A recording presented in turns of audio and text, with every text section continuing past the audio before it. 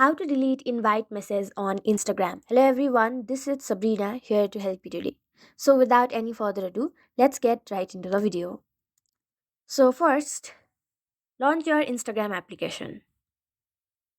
I will show you by sending a invite message first. So from here, I sent an invite message as you can see. Now, if you try to delete it, you will not get the option. So what you will have to do is tap on their profile icon and then go to options. Now block them.